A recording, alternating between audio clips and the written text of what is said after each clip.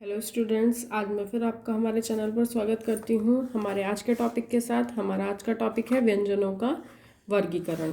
पहले हम देखते हैं व्यंजन। व्यंजन किसे कहते हैं? स्वर की सहायता से बोले जाने वर्णों को हम क्या बोलते हैं? व्यंजन बोलते हैं। यानी कि जो वर्ण स्वर की सहायता से बोले जाते हैं उनको हम क्या कहते हैं? व्यंजन कहते हैं। प्रत्येक व्यंजन में अ का स्वर मिला होता है, ठीक है। यानी कि अ के स्वर के बिना हम किसी भी व्यंजन का उच्चारण नहीं कर सकते हैं। अब देखते हैं हम वर्गीकरण। पहला है हमारा स्पर्श व्यंजन। स्पर्श व्यंजन हमारे वो व्यंजन होते हैं जिनका उच्चारण करते समय हवा फेफड़ों से निकलते हुए मुंह के किसी स्थान पर स्पर्श करती है।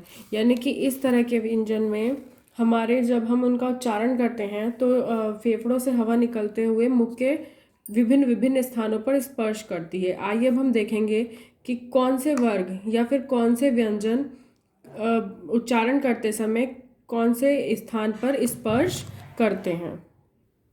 आइए देखते हैं। हमारी ये टेबल है जिसमें हमारे क्या है, उच्चारण स्थान दिए गए हैं विभिन्न वर्गों के। ठीक है, वर्गों को हम इस सीक्वेंस में याद कर सकते हैं: क च ट त प, क च ट त प। ठीक है, इस तरह हम इस सीक्वेंस में याद कर सकते हैं कि कौन से वर्ग के बाद कौन सा वर्ग आता है। ठीक है, क च ट त प स्टार्टिंग के व्यंजनों से हम इसको याद कर सकते हैं। अब देखते हैं हम इनका उच्चारण स्थान कैसे याद करेंगे। उच्चारण स्थान में आप ये याद रखेंगे कि स्पर्श में पीछे से आगे की ओर जाना है हमें। ठीक है, सबसे पहले हम कंठ पे रहेंगे। ठीक है, फिर हम कंठ से आगे चलते हैं तो मुख के भीतर की ऊपरी छत का पिछला हिस्सा आएगा। ठीक है, जिसको हम बोलते हैं तालु। ठीक है, कंठ तालु। उसके बाद हम कौन से पार्ट पे आएंगे? मूर्धा पे। मूर्धा क्या होता है? अभी हम मुख के भीतर की ऊपरी छत के पिछले भाग पर थे। अब हम कहाँ आएंगे? अगले भाग पर, जिसको हम क्या बोलते हैं? मूर्धा। मुंह के भीतर की ऊपरी छत का अगला भाग। ठीक है, तो क कंठ च। च पे हम कहाँ जाएंगे? कंठ से थोड़ा आगे तालु पर, यानी कि मुख के भीतर की ऊपरी छत के पिछले हिस्से पर। ठीक है, फिर हम थोड़ा और आगे बढ़ेंगे तो हम कहाँ पहुंचेंगे? मूर्धा पे। और क च ट, तो च के बाद हम कौन से वर्ग पे जाएंगे? ट वर्ग पे। यानी कि ट वर्ग के जितने भी व्यंजन होते हैं उनका उच्चारण कहाँ से होता है? मुंह के भीतर की ऊपरी छत के अगले भाग से, यानी कि मूर्धा से। मूर्धा के बाद हम कहाँ जाएंगे? दांतों पर। और दांतों पर द, दांत, दांत, त कहाँ से अंत हो रहा है? त से। तो यानी कि त वर्ग का उच्चारण कहाँ से होता है? दांत से। नेक्स्ट है हमारा ओष्ठ, यानी कि होठ। दांत के बाद हमारे मुख कौन सा हिस्सा आता है? होठ आता है। तो यानी कि लास्ट जो हमारा बचा प वर्ग, उसका उच्चारण हम कहाँ से करते हैं? होठों से करते हैं। इस तरह से आप विभिन्न वर्गों के उच्चारण स्थान को याद कर सकते हैं। अगर आपको सीक्वेंस में वर्णमाला याद है तो हम इसमें जो सघोष, अघोष और अल्पप्राण और महाप्राण जो होते हैं उनको भी इजीली याद कर सकते हैं। किसी भी वर्ग में सघोष और अघोषत्व के आधार पर क्या होता है, हमारे जो व्यंजन होते हैं उनको दो भागों में डिवाइड किया जाता है, सघोष और अघोष में।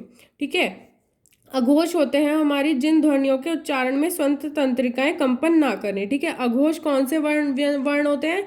जिनमें क्या होती है, हमारी स्वर तंत्रिकाएं कंपन नहीं करती हैं। जबकि सघोष हमारे वो वर्ण होते हैं जिनमें स्वर तंत्रिकाएं कंपन करती हैं।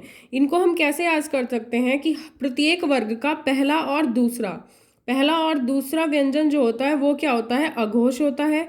और जो बाद के तीन व्यंजन होते हैं वो क्या होते हैं? सघोष होते हैं। ठीक है, अगर आपको वर्ग याद हैं और वर्णमाला अच्छे से याद है तो आप इसको इजीली बता सकते हैं कि कौन सा व्यंजन सघोष होता है और कौन सा व्यंजन अघोष होता है। इसमें आपको रटने की कोई ज़रूरत नहीं है।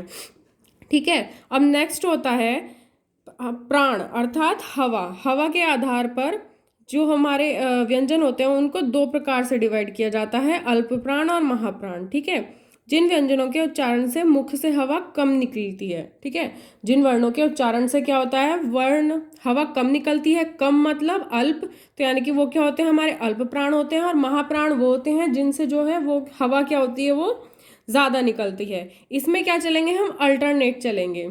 ठीक है, अल्टरनेट मतलब पहला पहला है तो हम दूसरा छोड़ देंगे, फिर तीसरा, फिर चौथा छोड़ देंगे, पांचवा। तो यानी कि पहला, तीसरा और पांचवा, यानी कि ऑड जो होंगे वो हमारे क्या होंगे? ऑड, ऑड ओ। ठीक है, आ। ठीक है, इस तरह से याद कर लेंगे हम कि ऑड, मतलब आ, तो यानी कि वो क्या होगा, अल्प प्राण होगा। ठीक है, और बाकी जो हमारे इवन होंगे वो क्या होंगे, हमारे महाप्राण होंगे।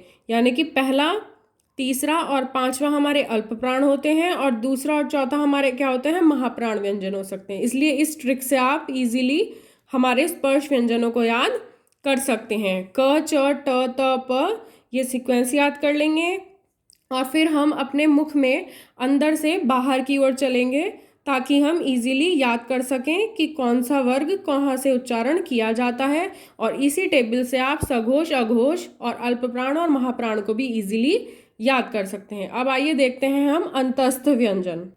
अंतस्थ व्यंजन कौन कौन से होते हैं हमारे, य, र, ल, व। य, र, ल, व हमारे अंतस्थ व्यंजन होते हैं।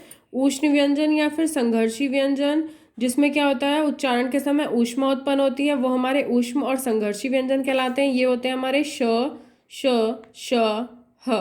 ठीक है, संयुक्त व्यंजन कौन कौन से होते हैं, श, त्र, ज्ञ, श्र।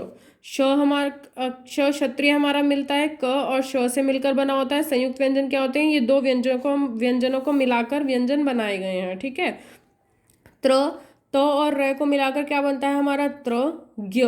ज्ञ, ज और इयों को मिलाकर क्या बनता है हमारा, ज्ञ। और श्रमिक बनता है हमारा श और र को मिलाकर। द्विगुण व्यंजन क्या होते हैं, ये दो तरह का व्यवहार करते हैं, ड और ड़। ये क्या होते हैं, हमारे द्विगुण व्यंजन होते हैं। ठीक है, अब हम देखेंगे कि इन व्यंजनों का जो हमारा उच्चारण स्थल होता है वो कहाँ होता है, क्योंकि अभी क्या देखा था हमने, सिर्फ वर्ग वालों का उच्चारण स्थल देखा था। अब हम इन व्यंजनों का उच्चारण स्थल देखेंगे। आइए देखते हैं, ये डायग्राम है हमारा। इसमें क्या है, स्वर और सभी प्रकार के व्यंजनों का उच्चारण स्थल दिया गया है। ठीक है, पहले कहाँ से, हम पिछले भाग से स्टार्ट करेंगे, कंठ। ठीक है, कंठ में हमारा कौन कौन से उच्चारण होता है, अ, आ, अह, क और ह। इनका उच्चारण हमारा कौन से स्थान से होता है, कंठ से। कंठ से हम ऊपर जाते थे तो तालु आता था। अब क्या करेंगे, हम थोड़ा बीच में रुकेंगे, कंठ प्लस तालु। कंठ और प्लस तालु से हमारा क्या होता है, ए और ऐ का उच्चारण होता है कंठ प्लस तालु से। और तालु से हमारा होता है च वर्ग, जो कि हमने अभी पीछे देखा था। और इसके साथ ही साथ य, श, ई। इनका उच्चारण भी कहाँ से होता है, तालु से होता है। मूर्धा, मूर्धा से उच्चारण होता है ऋ, ऋषि, ट वर्ग और श। ठीक है, इनका उच्चारण कहाँ से होता है, मूर्धा से। अब हम इधर से आएंगे नासिका से। नासिका से हमारा होता है अ, ड़, य, ण, न, म। इनका उच्चारण कहाँ से होता है, नासिका से। दंतमूल से किस किस का उच्चारण होता है, र और ल। ठीक है, र और ल का उच्चारण किससे होता है, दंतमूल से। दंत से किसका होता है, दंत, त, यानी कि त वर्ग और श। इनका उच्चारण स्थान क्या है, दंत। व का उच्चारण होता है दंत प्लस ओष्ठ से। और ओष्ठ से होता है उ और प वर्ग। उ और प वर्ग का उच्चारण कहाँ से होता है, ओष्ठ, यानी कि होठ से। ओष्ठ प्लस कंठ, होठ प्लस कंठ से उच्चारण होता है ओ, औ और अ से।